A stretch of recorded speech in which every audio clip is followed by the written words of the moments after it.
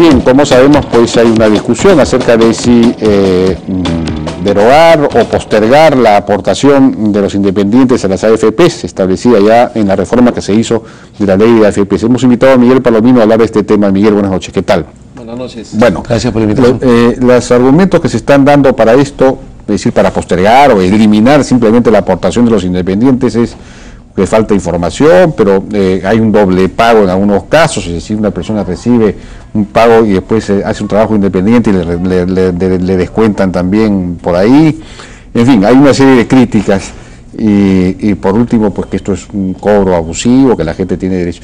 ¿Cuál es tu punto de vista sobre este tema? Bueno, primero lo que hay que ver es, vamos a pensar en el concepto básico de si los independientes deben aportar obligatoriamente a un fondo previsional o no, porque tú tienes AFP, ese fondo previsional, sea al Sistema Nacional de Pensiones, la ONP o lo que fuera. ¿Deben o no deben aportar? Es el tema conceptual, les vemos si aportan de esta manera, la otra, cuánto, al menos, etc. Y la respuesta viene en realidad más o menos fácil. Si es que los trabajadores dependientes deben aportar, entonces no tiene ningún sentido que los independientes no aporten. No. Es como decir, si tú eres dependiente pagas impuestos, si eres independiente no pagas impuestos. Sí, pues. O si eres dependiente tú tienes que cumplir las leyes laborales, si eres independiente no. Son iguales para todos, pues. Claro, o es una buena idea que la gente tenga que aportar obligatoriamente a un fondo previsional, o no es una buena idea. Si es una buena idea, deberían hacerlo en principio todos, o todos los que se pueda, por lo menos. Ahora, y si no, entonces no debería hacerlo nadie. Yo estoy convencido de que sí es una buena idea, y por lo tanto deberíamos tratar de hacer que lo hagan todos los que se puedan. Lo ideal sería que virtualmente todos pudieran aportar, pero vamos avanzando piano a piano con lo que se pueda, pues no lo que el Congreso permite, dicho ese paso. Ahora, Richard Webb publicó el día lunes una columna en El Comercio diciendo que es una mala idea, en realidad. Él se refiere a las AFPs, pero en realidad está criticando el concepto mismo de la aportación, como tú dices, a un sistema previsional. Él dice que hay varios errores confluyeron en la creación. En primer lugar, dice que el sistema previsional en el Perú ha fracasado porque solamente 1 de cada 7 aporta. Y esto claro, lo que ha fracasado es la regulación. O sea, yo creo que hay varias formas que se malentienden en el artículo. Lo que él dice es que como hay muy pocas personas en el sistema previsional, el sistema ha fracasado. Y dice las AFP, no las AFP. El sistema previsional habría fracasado. Lo que ha ocurrido es que quienes han dado las reglamentaciones para el sistema previsional han fracasado. O sea, no se han hecho la reglamentación correcta. Es como yo dijera, en el Perú mucha gente no paga impuestos. Entonces el sistema tributario ha fracasado. ¿Qué hay que hacer? ¿Eliminar los impuestos? No, claro, lo que hay que hacer es mejorar el sistema tributario. O sea, sería una locura decir que porque mucha gente no paga impuestos, entonces ya no hay que pagar impuestos. A lo que hace referencia a esto es al hecho ¿qué es el argumento que está usando? A lo que hace referencia a esto es al hecho de que la informalidad es muy alta. Entonces lo que hay que resolver es el problema de la informalidad. Correcto, pero la informalidad es muy alta en los impuestos también. Claro. Y el que muchos informales no paguen impuestos, que está muy mal, no quiere decir que entonces ya nadie debe pagarlos. Hay que mejorar el sistema tributario, no liquidarlo. Entonces, en realidad, si tú ves los argumentos de Richard, quien tengo mucha estima, lo que se concluye lógicamente, pero no es la forma que está escrito, según puedo ver por lo menos, es, sí, pues hay que mejorar el sistema, claramente tiene muchas deficiencias. Él dice que hay varios errores. El primero fue la creencia de que el peruano no ahorra. La familia peruana no solo ahorra, dice él, sino que está entre las que más ahorran en el mundo. Según la encuesta anual de niveles de vida, en el 2013 el ahorro de la familia fue 24% de sus ingresos. Bueno, eso no tiene nada que ver con el tema, ¿no? O sea, lo que dice Richard... Si yo ahorro, ¿por qué me obligan a ahorrar? Esa es la pregunta. Perdón, yo no te estoy obligando a ahorrar en general. Yo no te estoy obligando a ahorrar para que pagues tu viaje de vacaciones o la universidad de tu hijo. Yo quiero que tú tengas ahorros para tu vejez. Que haya un total de 24% del ingreso que se ahorra, no quiere decir que todos los peruanos, ni la mayoría de los peruanos, ahorran suficiente para su vejez. El ahorro tiene muchos fines. Bueno, pero hay el argumento... y si no es suficiente por parte de la mayoría, por ejemplo, vamos a exagerar, ¿ya? Dice que hay 24% de ahorro en promedio.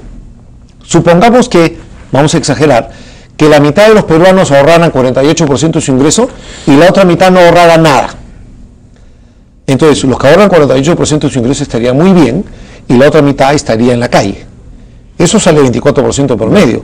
Eso no me arregla el problema. En la mitad de los peruanos no tendría que quedarse muertos. Eso está, él distingue ahí los que ganan entre 500 y 1000 soles, es decir, los que realmente ganan muy poco, también ahorran 17, 18%. Es decir, no hay esa... En promedio hay unos que sí, otros que no. Y justamente el tema central de por qué se considera conveniente tener ahorros obligatorios para fines previsionales es que hay un elemento importante.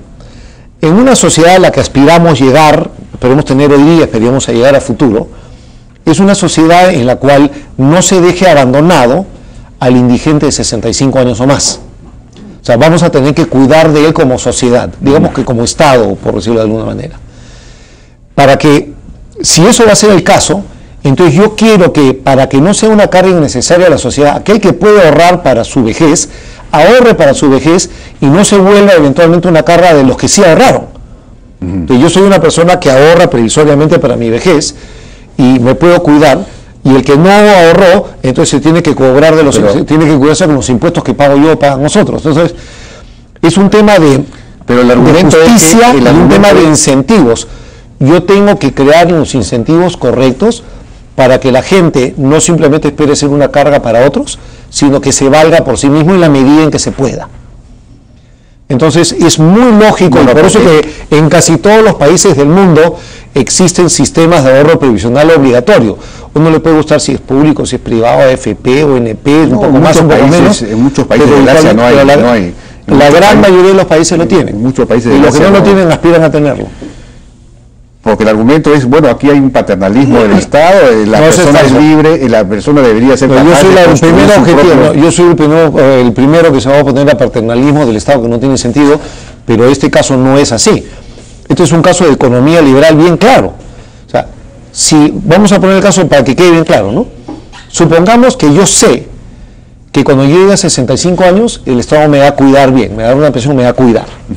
¿Para qué ahorro? ¿Qué incentivo tengo yo a ahorrar si me van a cuidar bien?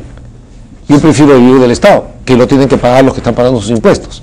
Entonces lo correcto es decir, no, yo quiero que tú cuides de ti mismo, en la medida en que puedas, porque el que no puede, no puede, ¿no? En la medida en que puedas, cuide de ti mismo, para que tú no seas una carga para el Estado, cuando tú deberías haber cuidado de ti mismo. Yo no cuido de mí mismo si me obligan a cuidarme de mí mismo.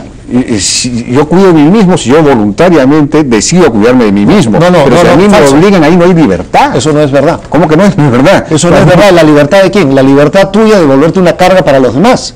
No, gracias, señor. O sea, bueno, en este caso parte del supuesto de que el hombre es irresponsable, que el ser humano es irresponsable. Eso, no es irresponsable, es absolutamente maximizador de sus ingresos. Si yo sé que yo a los 65 años voy a ser bien cuidado por el Estado, ¿para qué voy a ahorrar? Yo voy a ser bien cuidado. Tú estás diciendo que hay un sistema previsional que aporta. Perdón, tú estás defendiendo que debe haber un sistema previsional con aporte. No, lo que estoy diciendo es que si hubiesen, yo sé que, de acuerdo a tu argumento, a mí el Estado me va a cuidar porque hay un sistema. No, hay un sistema. Pensión 65, no. Supongamos que solo hay pensión 65 y que pensión 65, vamos a exagerar, pensión 65 te dará una buena pensión. ¿Yo para qué voy a ahorrar si me van a cuidar? Que me cuiden, pues yo me tiro toda mi plata de jovencito. No ahorro nada y después vivir con que me cuide el Estado. Bueno, le paguen lo demás. El otro argumento. Pero esto no tiene nada que ver con que la libertad individual es una tontería. Esto es la libertad de la sociedad de no dejar que un aprovechado se vuelva la carga para los demás. Si tú puedes ahorrar, ahorra. Si tú no puedes, cuidaremos de ti. Pero si tú puedes, ahorra. Bueno, eso es totalmente justo y razonable y crea los incentivos más razonables para que las cosas se manejen bien, además. Bueno, por eso es que están extendidos. Si eso es cierto, efectivamente, entonces si el dependiente tiene que pagar, el independiente también tiene que pagar. El punto central es este: si el dependiente debe pagar, entonces es absurdo que el independiente no pague. En teoría todos deberían de pagar. Ahora, dice Webb que el tercer error fue subestimar el fuerte incentivo a la informalidad creado por el aporte retenido en planilla. El incentivo a la informalidad se crea por muchísimas cosas. Estoy seguro que tener un aporte a planillas puede llevar a muchos trabajadores a no querer tener un trabajo en el cual hagan eso. Pero eso depende de muchísimas cosas. Por ejemplo, los trabajadores más altos ingresos son los que tienen más alta participación en las AFPs. ¿no? Y ellos ganan muchísimo más dinero que los que tienen menos. Sí. Si yo te dijera, yo voy a entrar a una AFP porque estoy trabajando en un sector formal con mucho mayor productividad y por lo tanto mucho mayor ingreso, pero tengo que pagar 10% de aporte de utilidad. No, yo prefiero ser pobre y no pagar aporte. No, pues. El tema es un tema de productividades y qué es lo que ganas estando en el sector formal también. Hay costos. No es el único caso. Hay costos, digamos, la legalidad, la formalidad es muy cara en el Perú, los costos no son... Por muchos factores, la legislación laboral que incluye las AFP, pues... Sí, pero hay muchas otras cosas, no solo eso. Y de nuevo, no es aislado, pues no es que yo digo, yo voy a ser formal, en promedio, por lo tanto, mucho más productivo, y esto no me va a afectar. O sea, si yo dejo de ser formal, típicamente soy mucho menos productivo también, porque viene asociado, no es casualidad. Sí, pues, pero por eso las personas en empresas formales ganan en promedio mucho más, no porque las empresas formales son buenas y las empresas informales son malas, sino porque la productividad de las empresas informales es muy mala y la productividad de las empresas formales tiende a ser mucho mejor. Bueno, pero esa es la teoría, y por lo tanto ganan más. La informalidad en el Perú es tan alta por un problema solamente de productividad. No, hay un problema. No, perdón, yo no he dicho que solamente de productividad, pero la legislación. Pero perdón, yo no he dicho que porque la productividad es baja, pero va totalmente asociada. Las empresas informales son muy poco productivas. Entonces, pretender que yo dejo la formalidad, donde tengo mucho mayor productividad, mucho mayor ingreso, para ser informal y ganar mucho menos dinero, pero no pagar los costos, es absurdo, pues. De situaciones que no se... absurdas, efectivamente. Lo que tú estás planteando es un absurdo. Pero eso es lo que se plantea, pues, que la gente escoge. No, estamos yo no voy a ser formal, yo voy a ser formal para no pagar 10% los que vienen de abajo. Voy a renunciar a mi sueldo de darle un tercio. Estamos hablando de los que vienen de abajo, los que quieren formalizarse no lo pueden hacer por estas vallas legales. Yo le pregunto, ¿hay algún televidente que crea que el principal motivo por el cual el informal en el Perú no es formal es porque tienen que aportar a la AFP? Para comenzar, la informalidad la decide típicamente el empleador, no el empleado. O sea, es la empresa la que decide ser informal y el trabajador que se acoge. No es que yo soy una empresa formal y el trabajador viene y me dice, oye, ¿sabes qué? Tiene pues en negro. No es así. Es el empleador, no el empleado. Entonces eso tampoco tiene mucho sentido. Bueno, ya nos ha ganado el tiempo. Miguel, muchas gracias por su participación en la hora. Esperemos que el Congreso no lo vaya a parar, porque sería una locura realmente que lo pare, ¿no? Bueno, en todo caso, si para una cosa debería parar la otra, es decir, debería eliminar también la aportación de los dependientes. Cosa que, como saben, no se va a hacer, entonces es una injusticia tremenda hacerlo de otra manera, ¿no? Efectivamente. Bien, fue Miguel Palomino, director gerente del Instituto Peruano de Economía. Ya nos despedimos hasta el día de mañana. Ahora viene N Deportes. Bueno,